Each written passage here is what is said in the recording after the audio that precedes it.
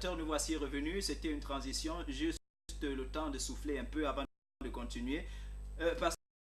Pasteur Romuald, aujourd'hui, pratiquement, on met un peu tout sur le compte de la volonté permissive de Dieu. Est-ce qu'à un moment donné, Dieu n'évoluerait pas aussi avec le temps? Est-ce que Dieu n'aurait pas choisi comme ça de laisser un peu faire? Parce qu'on sait que si on devrait regarder la société, il n'y a pas que je veux dire quoi, il n'y a pas que du malheur du côté de ceux qui vivent dans le concubinage. Il y a des enfants qui ont été faits hors mariage, qui ont été faits justement sous un toit où des concubins vivent, qui aujourd'hui sont des gens bien dans la société. Il y a des gens qui vivent sous ce toit-là, bien sûr, et qui vivent heureux, qui font des enfants, et puis voilà, ils grandissent, ils meurent, et on ne voit pas de problème. Est-ce qu'à un moment donné, Dieu n'évolue pas aussi un peu avec la société? Permettez ma question, s'il vous plaît. Peut-être que Dieu a vieilli. Mm. Peut-être qu'aujourd'hui, de par son âge, plus de 2000 ans, il est malvoyant et qu'il ne réfléchit plus bien. Mais sa parole n'a pas vieilli. Oui, ok. Et puis sa parole est restée la même. Hein. Si lui l'a vieilli, sa parole n'a jamais vieilli, elle est restée la même. Mais oui, allez-y. Allez-y. Il y a... Quand on parle de ces affaires, il faudrait que les gens comprennent bien. On dit concubinage, il y a même ce que les gens appellent copain-copine, qui sont des choses très dangereuses. Je vais peut-être aborder l'aspect spirituel des choses. Vous savez, après la parole, le sang, le sexe est l'un des liens les plus forts dont parle la Bible. Ça veut dire quoi? Quand il y a une relation sexuelle entre deux personnes, il y a un échange de beaucoup de choses. De fluides, de sécrétions, c'est vrai, mais aussi d'esprit. C'est la Bible dit que les deux deviendront un. C'est à ce moment-là qu'ils sont un, parce qu'ils sont pleinement liés. Je ne sais pas si on se comprend. Oui, bien sûr. Maintenant, quand vous allez avec une fille qui traîne la poisse, comme on dit au quartier, soyez sûr que quand vous couchez avec elle, vous prendrez une part de cette affaire-là. Quand vous allez avec une fille qui est sous la malédiction, qui traîne un certain nombre de choses, qui a couché avec des hommes mariés, elle a traîné. Je vais vous prendre un exemple simple. Le VIH-Sida se transmet comment? Par voie sexuelle, bien sûr. Par voie sexuelle, l'une des voies par lesquelles se transmet par voie sexuelle. Autant la maladie se transmet par voie sexuelle, autant les démons se transmettent également par voie sexuelle. On a l'histoire des gens qui vont au bord de l'eau coucher avec des esprits des eaux pour acquérir des pouvoirs. C'est de la même façon qu'elles donnent les choses là par le sexe que ces filles de joie ou bien ces hommes qui sortent de je ne sais pas où, quand on rencontre, on couche avec, c'est de la même façon qu'ils vous transmettent ces affaires. Vous voulez dire que la donne change lorsqu'on se marie? Ça veut dire que si vous épousez une fille, bon, je ne sais pas, un homme, parce que vous parlez des filles, il ne s'agit pas que des femmes, il s'agit aussi des hommes. Oui. Si une femme devait épouser un homme qui traîne une certaine malédiction, et du coup, parce qu'ils sont mariés, les choses changeraient? Les deux sont un, madame également est sous cette influence-là. Mais maintenant, l'avantage c'est que Dieu a béni le mariage. Donc, que vous soyez chrétien ou pas, quand vous êtes marié, vous avez part à la bénédiction qui est liée au mariage. Donc, faisons très attention avec les gens. On va avec n'importe qui, n'importe quand, sous prétexte d'argent. Vous verrez que la plupart des femmes qui font la prostitution ou des hommes qui se prostituent finissent généralement mal. Parce qu'ils traînent des choses ou alors ils emmagasinent des choses très difficiles à porter. Pasteur Napoléon, vous êtes pasteur bien sûr. Vous recevez, vous serez prêt à recevoir dans votre communauté chrétienne, je veux dire dans votre église, des gens qui vivent dans le concubinage? J'aime même dire à quelqu'un que il y a la grâce. Dieu m'a accordé cette grâce.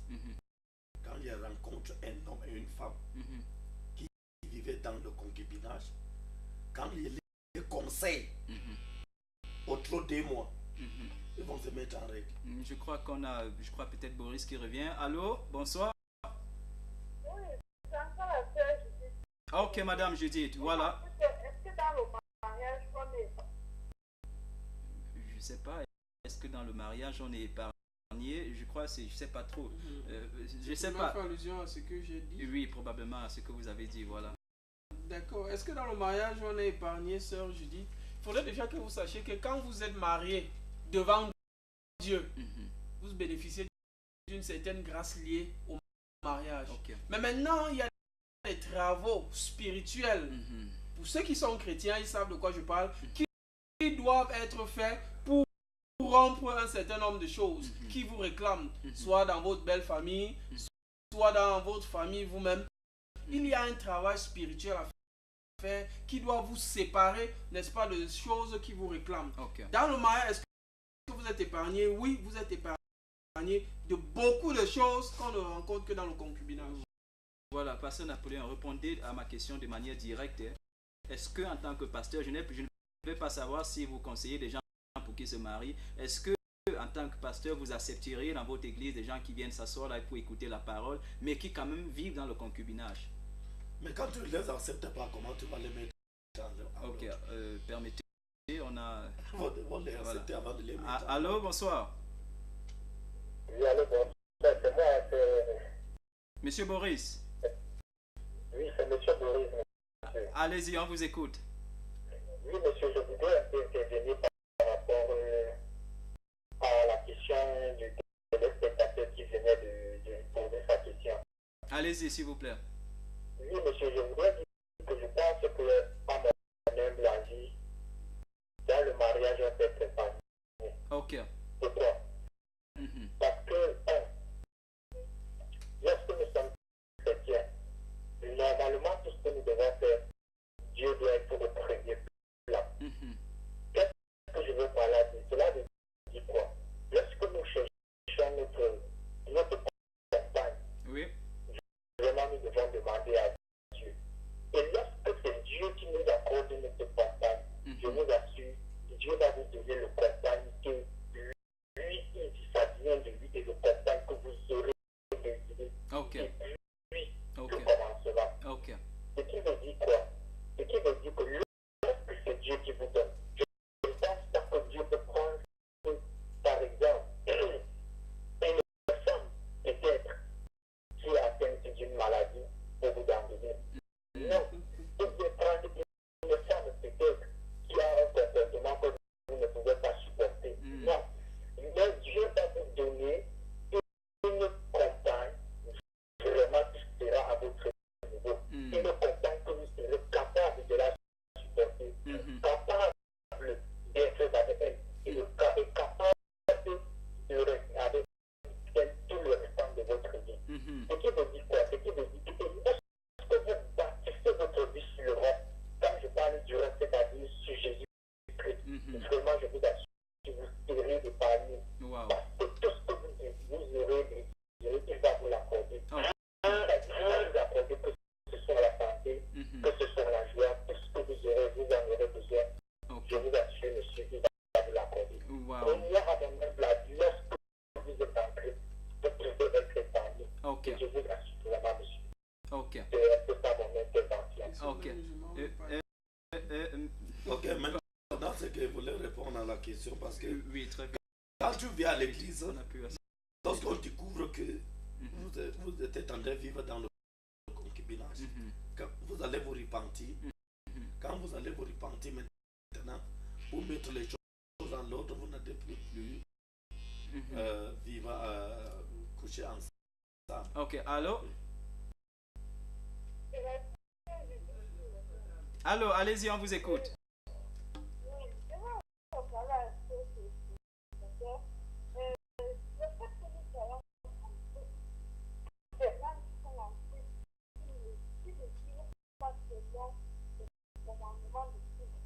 Moi, je connais des chrétiens.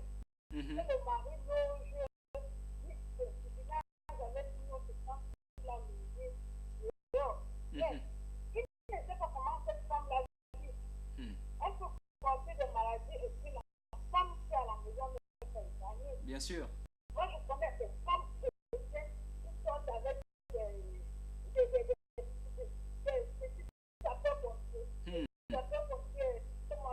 Oui, on vous comprend.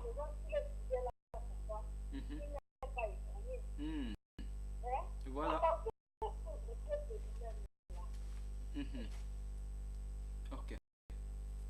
Je sais pas. Allô? Ok, elle est partie.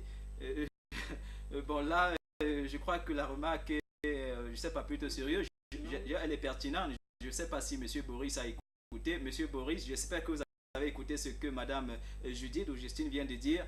L'homme n'est pas nécessairement épargné, ou alors du coup la femme. Si il ou elle est marié à quelqu'un qui n'est pas fidèle dans la relation, et du coup il ou elle peut prendre une maladie dehors, ramener ou rapporter cela à la maison et contaminer l'autre. Et là, ça complique un peu, ou alors ça change un peu la donne entièrement. Mais ce que je connais, je sache, lorsque tu es un enfant de Dieu né de nouveau, tu vis dans la crainte de Dieu.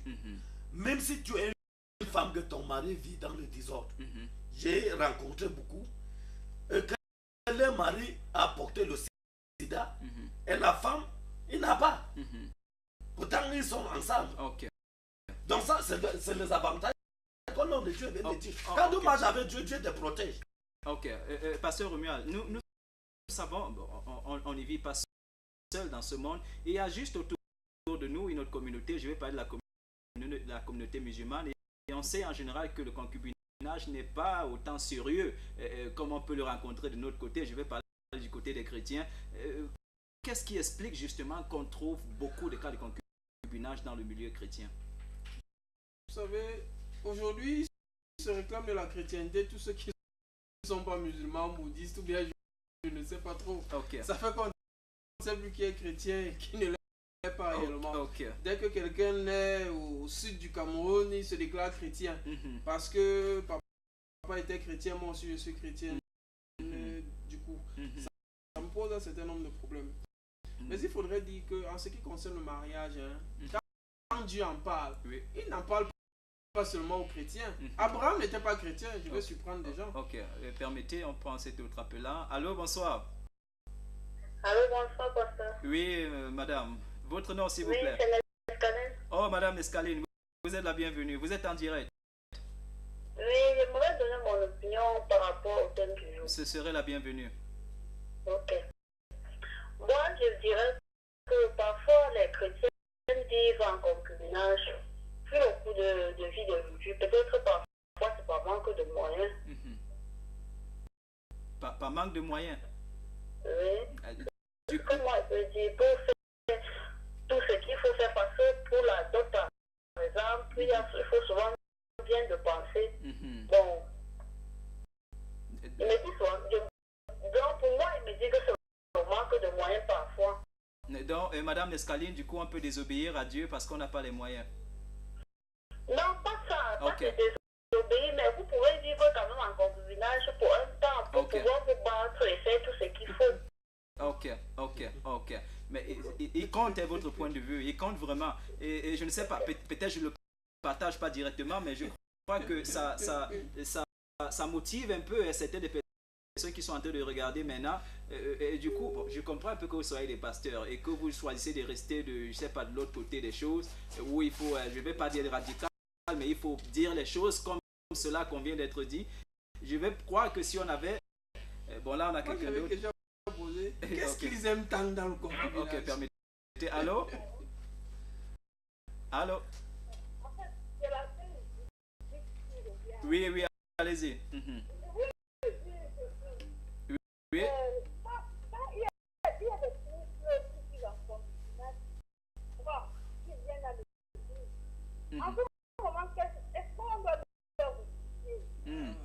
Ils ont besoin de quoi? De l'enseignement. C'est l'enseignement qui doit leur pousser. C'est l'homme en fait d'aller chercher sa femme. Non, mais comment... Ces femmes qui viennent à l'église, qui sont chrétiennes, et que leur mari ne sont pas chrétiennes. Par rapport à l'enseignement qu'elle pourra faire en fait son mari à te résoudre. Quand on parle d'être chrétienne, dans la vie que je dis, c'est pas... Je peux accepter. Il y a des gens qui acceptent que je suis aussi, je le conseille. Ok. Pasteur Napoléon, s'il vous plaît, je veux m'en pousser, c'est un peu de ma personne. Elle vient de dire, bon, c'est Judith qui dit que vous êtes sa personne. Je ne sais pas, peut-être vous vous connaissez. Pardon? D'accord. On aura quand même le temps de poser encore quelques questions. On vient de nous dire au niveau de la technique que dans quelques minutes, nous aurons terminé de ce côté.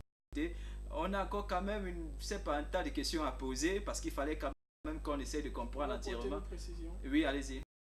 Ok, en quelques secondes, il faudrait que nos téléspectateurs comprennent qu'il n'y a pas une façon standard de gérer tous ces cas à l'église. Chacun arrive à l'église comme il est, mais il n'y a pas de façon standard de gérer les problèmes de concubinage. Okay. Vous trouverez des femmes qui vivent dans le concubinage, qui sont à l'église, qui sont chrétiennes, leur mari ne l'est pas.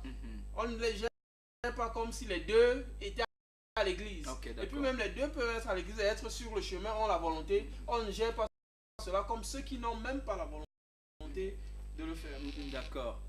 Ok, vous permettez, on prend celui-ci aussi. Allô, bonsoir. Oui, monsieur. Oui, on vous écoute. Oui, monsieur, je voudrais intervenir toujours par rapport au concubinage. Oui, allez-y. Oui, monsieur, je voudrais dire que tout à l'heure, il y a un téléspectateur qui vient de dire qu'il y a des chrétiens qui vivent dans le concubinage. Oui. Vraiment, je voudrais dire ceci.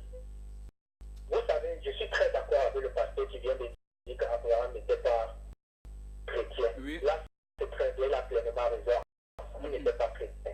Mais c'est serviteur de Dieu. Oui. Ce qui veut dire quoi? C'est serviteur de Dieu. Je vais dire chrétien. Le mot chrétien, vient du Christ. Je vais parler de maintenant des serviteurs de Dieu. Lorsqu'on est serviteur de Dieu, monsieur, je vous assure, on ne doit pas vivre selon le concubinage. Parce qu'en quelque sorte, il a amené le roi Salomon à sa chute. Sans vouloir vous mentir, monsieur. C'est justement pour ça que j'étais en train de dire tantôt que si Jacob ne vivait pas, si Jacob ne travaillait pas pendant 14 ans chez Laban, et pour payer, pour avoir ses femmes, sinon il va donner ses en concubinage. Mais cela n'a pas marché parce que Dieu n'est pas d'accord du concubinage. Le chrétien, c'est celui qui doit y aller concubinage.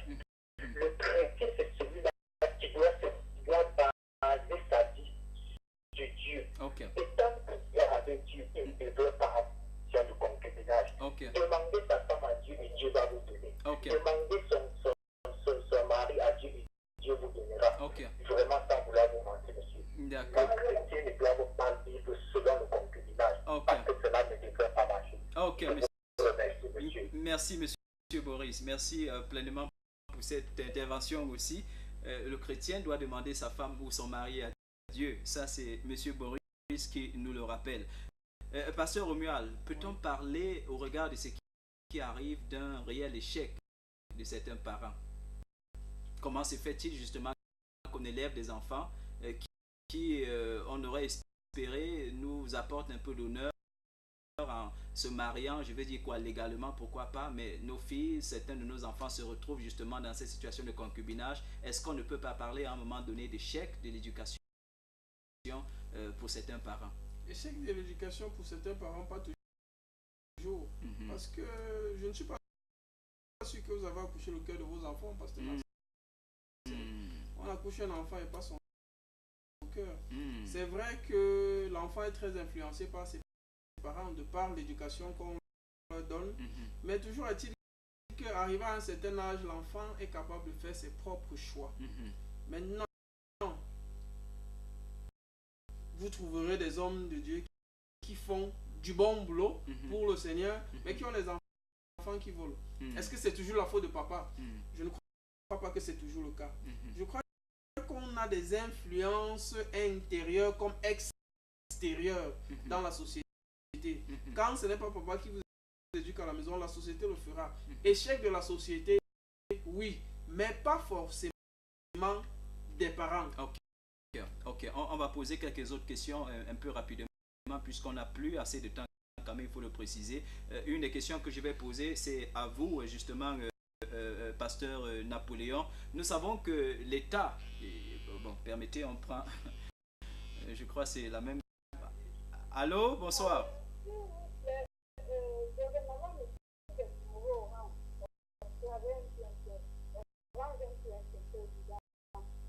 Oui, parce qu'il y a deux numéros sur votre écran. Un numéro orange, je précise, c'est... Oui, il y a une téléspectatrice qui nous dit, on a deux numéros sur l'écran. Un numéro orange et puis un numéro MTN. Voilà, le numéro 656, c'est un numéro orange. Et le numéro 651, c'est MTN. Donc, madame, si vous regardez encore un peu plus clair, peut-être je dois simplement les rappeler. 656 03 04 61, ça c'est un numéro orange. Voilà. Le deuxième, c'est 651 54 38 64, ça c'est un numéro MTN.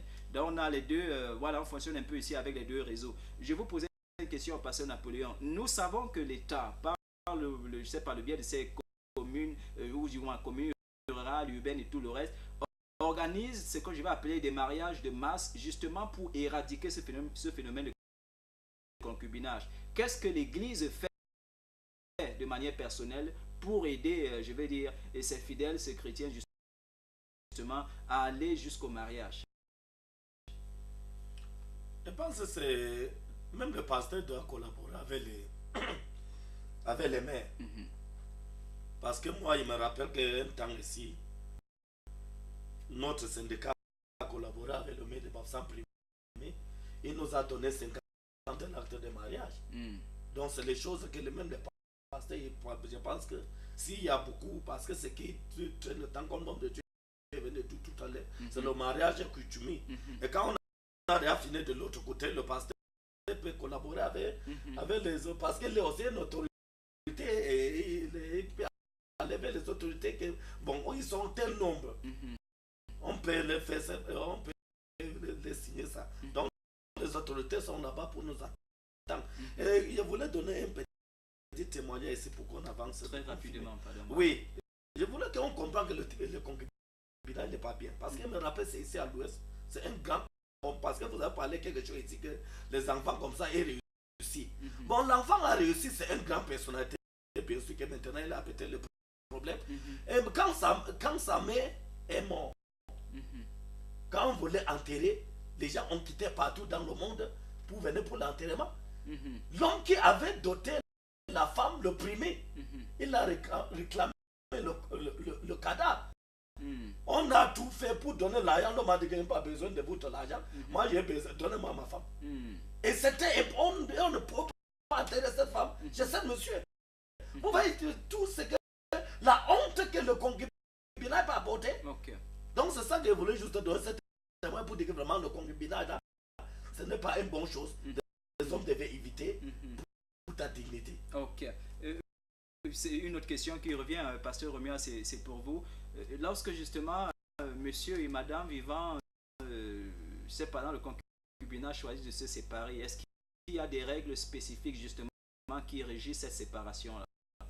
Oui, on a, n'est-ce pas, l'article 1382 du Code civil qui peut régir cette situation. Et comment, qu'est-ce qui se passe? Vous allez, on va, comment dire, partager les biens. Peut-être vous êtes resté ensemble 2, 3, 4 ans, vous avez peut-être fait 2, 3 enfants, et du coup, vous sentez que vous ne pouvez pas vivre ensemble.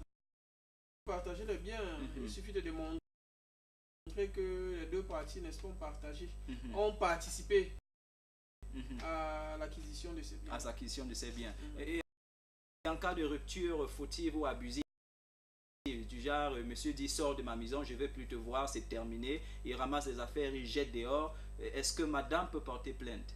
Porter plainte, oui, pour obtenir peut-être réparation du préjudice. Le même article, la 1382 du Code civil régit cette affaire-là.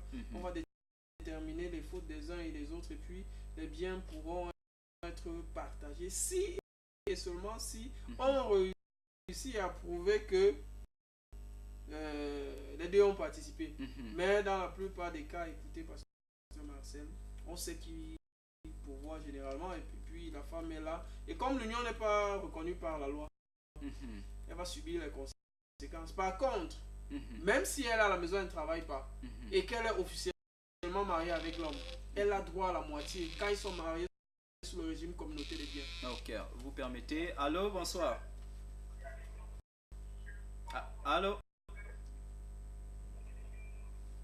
Allô, on vous écoute.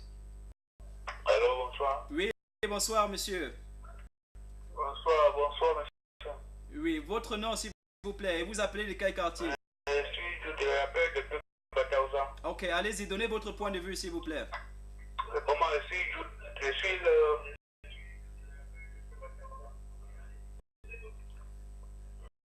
suis vraiment intéressé dans votre programme. Allô? Oui, on vous écoute, donnez votre point de vue. Baissez le volume de votre téléviseur. On me dit que je suis au fait de Napoléon. Ok. Je suis jusqu'à côté devant la télé, je suis au fait de Napoléon. Oui, allez-y, parlez, on vous écoute. Je voulais savoir pourquoi vous parlez toujours qu'en français. Le Cameroun est bilingue, il faut parler aussi en anglais. You are welcome to speak in English. Do you have anything to say? We are ready to hear from you. Même pas par toi-même. So I don't want to encourage people because I like the program, but I want to speak in English and speak in French dialect. You are free to speak in English. Go ahead. Tell us what is your point of view as to do with this team. I just want to encourage people because I'm interested in your program. Okay, thank you so much. Thank you so much. Yeah. I hope to hear from you the next time then. Okay. Those people will get Napoleon for me. Okay. Napoleon, your brother is greeting. Okay. Thank you so much, sir. Thanks for your contribution, especially thanks for your call too. Ok, voilà. Ok, comme quoi de temps en temps on devrait parler un peu en anglais. Pourquoi pas pour intéresser, je vais dire quoi, ceux de la communauté anglophone à Bafoussam et à travers le monde. On va y penser, on va y réfléchir. Ce serait peut-être une bonne chose à faire. Voilà, j'étais en train de poser peut-être la dernière question. En cas de décès, vous permettez passer un peu que je m'adresse au juriste qui est assis à côté de nous. En cas de décès justement du concubin, est-ce que les enfants et la femme concubine peuvent hériter? Il est impossible à une concubine d'hériter. Ça, c'est dans mes rêves seulement qu'une concubine. Encore que je ne rêve pas de concubine. Non, une concubine ne peut pas hériter. Non, mais pourquoi justement choisir se mettre, je sais pas, dans un tel risque lorsqu'on sait que justement si demain monsieur n'est pas là, je perds tout, je perds mes droits, je n'ai plus rien du tout. Pourquoi choisir? Et c'est peut-être une question que je pose aux téléspectateurs aussi. Pourquoi choisir se mettre sur un tel risque lorsqu'on sait que demain, quand monsieur ne sera pas là, ça veut dire que je ne vaux plus la peine, je ne vais rien hériter, je n'aurai rien, je n'ai aucun droit. Même la loi ni la constitution ne peut me défendre. Pourquoi prendre un tel risque à votre avis? Elle s'expose. On vous a dit que l'union de fait ou concubinage, c'est deux personnes qui acceptent librement de se mettre ensemble en sachant ce qui peut arriver. Nul n'est censé ignorer la loi. Maintenant, si un parent avait son enfant qui avait de nombreux biens et vit en concubinage avec une dame, le jour où l'enfant décède, ça revient aux parents et aux enfants. Quand ils sont déjà majeurs. Maintenant, la femme peut seulement jouir de ce que ses enfants pourront lui donner, mais elle ne peut pas prétendre hériter du défunt. C'est impossible. Ok, très important, très important. On va, voilà, on est à 5 minutes passées déjà de l'heure normale c'est pas la conclusion de l'émission. Juste un dernier mot. On remarque quand même qu'on a peut-être des anglophones qui regardent souvent l'émission. Si vous êtes anglophone et que vous regardez, n'hésitez pas, vous pouvez envoyer vos messages ou appeler et parler en anglais. Vous êtes la bienvenue sur cette émission. Une heure dans la cité ne concerne pas que les francophones. Voilà, ça concerne tous les Camerounais à Bafoussam. C'est très important. Même si vous voulez parler en patois, vous pouvez appeler et le faire. Et je serais peut-être un peu triste, peut-être de ne pas parler le même patois que vous, mais appelez, faites-le. Ce serait la bienvenue. Donc, chers téléspectateurs, je ne sais pas, vous avez quelques mots d'encouragement? Oui, je peux encourager tous les Camerounais de revenir au Seigneur parce que tous les désordres que nous voyons ici dehors, le concubinage, tout ça, c'est parce que les gens sont très loin de la parole de Dieu. Quand tu approches la parole de Dieu, avant que tu vois les conséquences de tout ce qui nous arrive, parce que tôt ou tard, ça va nous créer les problèmes. Alors, vous permettez. Allô, bonsoir. Allô, bonsoir. Allô, bonsoir. Bonsoir. Oui, monsieur, votre nom, s'il vous plaît, et vous appelez d'où? Bonsoir, monsieur. Oui, on vous écoute, monsieur. Votre nom? Oui, monsieur Léon, depuis Tamja. Ok, monsieur Léon, on vous écoute. Monsieur Léon, depuis Tamja. Allez-y. Oui, je voudrais dire que je voudrais répondre au pasteur Erla. Oui. Le tout. Oui. Je ne sais pas pourquoi lui dit que dans le mariage concubinage, dans le concubinage, il est interdit que l'enfant hérite l'amant, le concubin à sa maman. Non, il a dit la femme ne peut pas hériter. La femme concubine ne peut pas hériter. Moi, j'en ai vu des cas où une femme vit seulement avec un homme comme ça, un homme officiellement marié.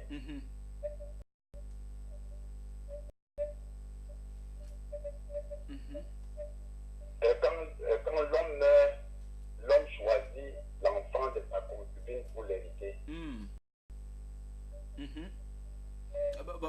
Bon, si je vous écoute tout simplement, monsieur Léon, est-ce que vous soutenez Alors, il ne faut pas qu'il dise que c'est quasiment impossible. C'est rien. Monsieur Léon. Voilà. Ça ne veut dire pas que, écoutez-moi bien, ça ne veut dire pas que je suis en train de soutenir le concubinage. Okay. Mais quand ça arrive, il faut en être responsable. Ok. D'accord. Merci pour ce point de vue, monsieur Léon. C'est ça. Bon, c'était ma contribution. Merci beaucoup, monsieur Léon. Votre contribution était la bienvenue. Merci à vous. Merci beaucoup, monsieur Léon. Voilà. Peut-être il faut préciser à monsieur Léon que je n'ai pas la prétention de dire qu'un enfant n'hérite pas. Je dis la concubine ne peut pas hériter de l'homme. Allô, bonsoir. Allô, bonsoir. Allô? Oui, monsieur, baissez le volume de votre téléviseur. Allô, bonsoir, je reviens encore. Ok. Mais c'est tout bas. Ok, allez-y, parlez. Retirez le fait de Napoléon. Vous avez dit qu'il faut normalement parler en patois même. Oui. Allez-y. Oui, je voudrais savoir si je vais parler à Napoléon en direct. Bon, non. Si vous voulez parler, c'est à moi ou du coup aux autres téléspectateurs, pas à monsieur Napoléon. C'est moi qui lui pose des questions ici.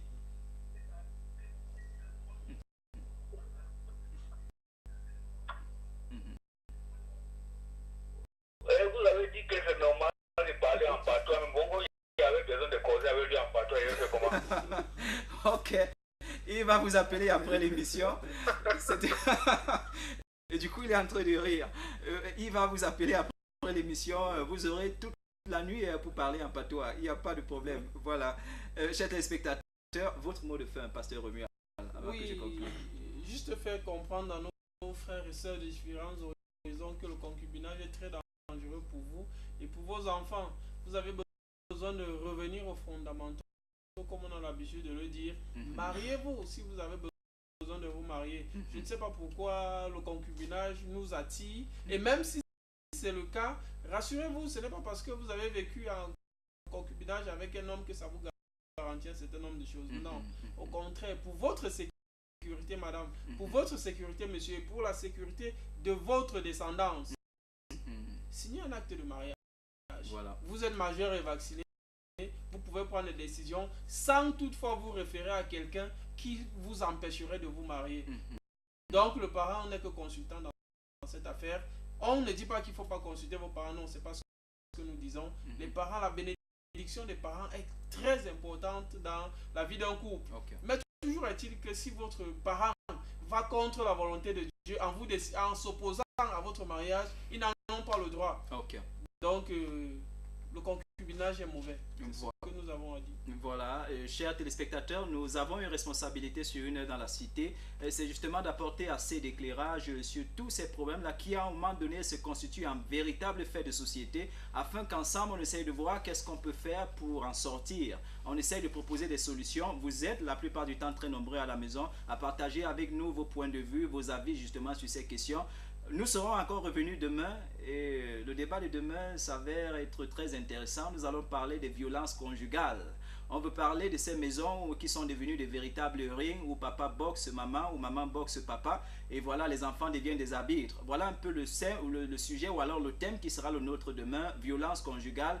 Nous voulons toujours que vous soyez très nombreux à regarder demain afin qu'ensemble justement on essaye de trouver les solutions.